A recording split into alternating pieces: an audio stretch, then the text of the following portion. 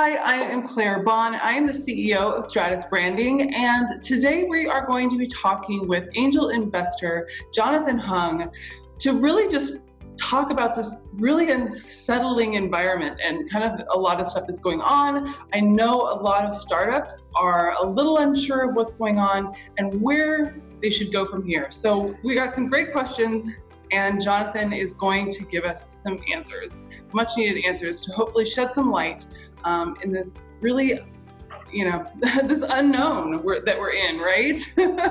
Yeah, completely. Yeah. So Jonathan, tell me a little bit about, just to kind of introduce everybody to who you are. Sure, definitely. So my name's Jonathan Hung. I'm one of the co-managing partners of Unicorn Venture Partners.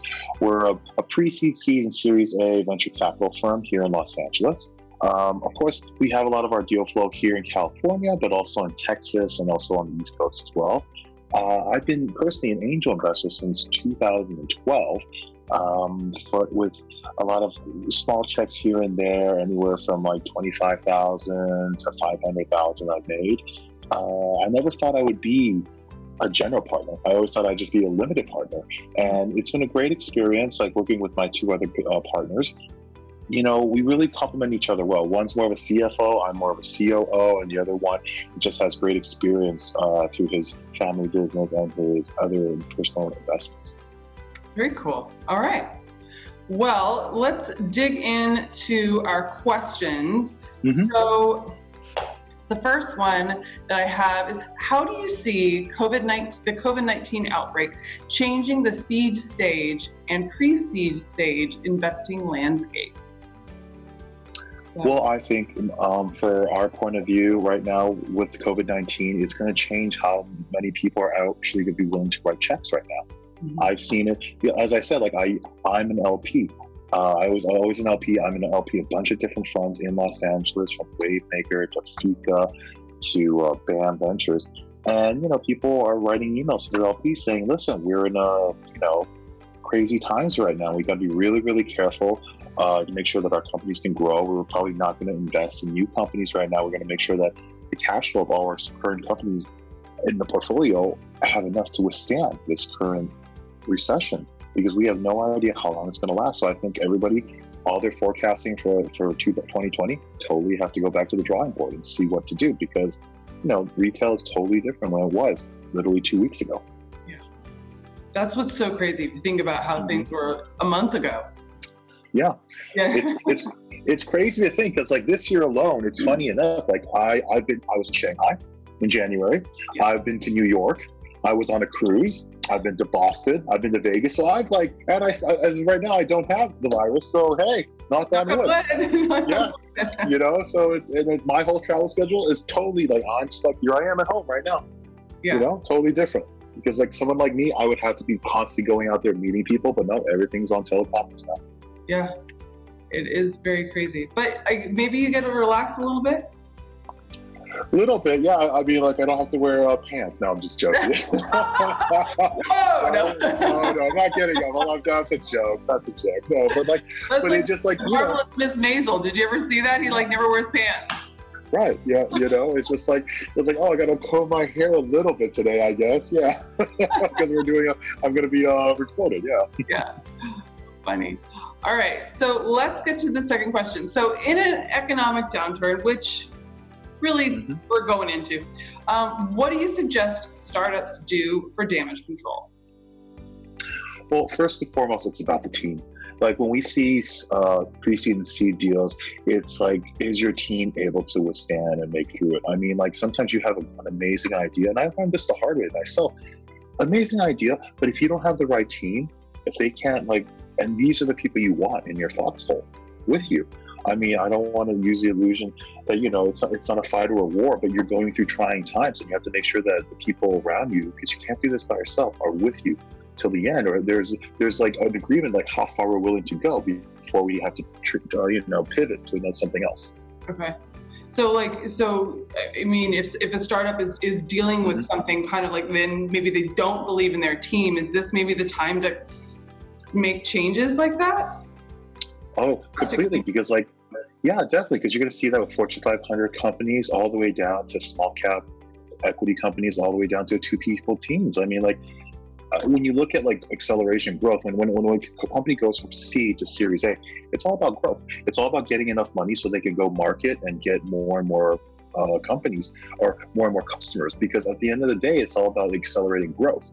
But right now, growth is stagnated. There's no way people are going to start buying or spending when we don't know what's going on with this virus and how the government's going to be dealing with it.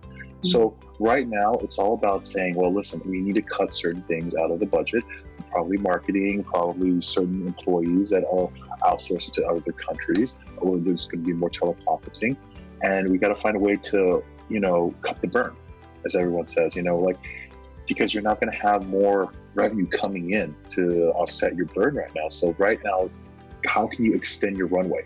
One of our portfolio companies, they have decided to, take a 20 to 50% reduction in their salaries. These are the co-founders, and they just say, okay, we want to extend our runway because we have no idea how long this recession will last us. Yeah. Very, very good advice. Awesome. Okay. So next question. Is this the right time for startups to just really kind of clean house, spruce up their pitch deck, just really kind of prepare for the future? Is this a good time to do that? Definitely so, because in my opinion, if you're fundraising, you should be always at the very least monthly changing your pitch deck. I mean, I wouldn't say weekly or daily, that's crazy, but monthly, because things do change. I remember when I was working at Morgan Stanley as a financial advisor, we had a new COO come in, and she said, well, listen, if you're doing the same thing you were doing 5 years ago, there's something wrong with what you're doing, because nothing stays the same. Everything's always constantly changing and changing. There's new products that come out, there's new competition. How are you creating the most around your business? So I would say definitely redo your pitch decks, and especially forecast your numbers. Of course, these numbers, we can't go out 4 or 5 years, but at least say, this year, this is what I'm doing with this money. What can I do to grow and why I need help? Okay. What do you tell your portfolio companies to do for risk mitigation? Definitely, we have a beverage company in our portfolio right now, which, they were doing great. They just got into Sprouts. They're on Amazon. They're about to get into Albertsons. But unfortunately, because of cash flow issues and everything slowing down, they're going to run into potential bankruptcy. So fortunately, we were able to raise enough money to get them to another 6 to 9 months of runway. And right now, what we're going to do is listen, we need to reassess. Before, maybe it was just quarterly updates or monthly updates. Right now, it's going to be weekly. I'm going to call in every day to make sure, because I can't invest in new companies right now. I have to invest to make sure the companies that we have in the portfolio can last longer and longer. I mean, in venture, it's not always a slam dunk. If you're hitting 20%, 200, it's pretty good. You're going to go to the Hall of Fame for venture capital. But right now, it's okay. I mean, especially with these trying times. I just remember when I was a financial advisor in 2007, and you had clients who wanted to sell when their portfolio was down 30 to 40%. And imagine if they just held, they would be even higher than they are now. Yeah. And even though with this pullback now, they'd still be better than where they sold back in 2008, 2009. Yeah. So you just have to follow a strategy together and make sure what you're doing weekly, you're hitting your targets better. Okay. Yeah, I mean, that's like a hard thing. There's a lot of fear right now, especially, you're thinking about your portfolios and things like that. There's a lot of fear. So it's kind of not giving into that fear, just, getting a strategy, getting a plan. Very cool. We see that fear right now, right, in the market. Oh, completely. And just because people aren't writing out checks or wiring money right now, that doesn't mean they won't when things start to get less murky and more clear. So keep having those conversations. I told the CEO of our beverage company, listen, just because you got this money doesn't mean you stop raising. You better keep on going. Because listen, people like me, we still have to do something for work. We have to get the word out there. I mean, even so, sometimes it's the trying times that make you work even harder. Instead of when it's great. When everything's great, money's easy. You don't there's so many things that can come up that you don't even think are issues. But now everything's an issue. I think some people think I personally do better with pressure. There's this thing where pressure either turns you to a diamond or bursts your pipes. And sometimes I need pressure in order to do better. Yeah. Because I just need a little, because that focuses you better with your time. Awesome. Well, I mean, I think that's like great advice, you know, it's like stuff that really people that can really do, you can really, get to work on it. So, and thank you so much, Jonathan, for answering these questions.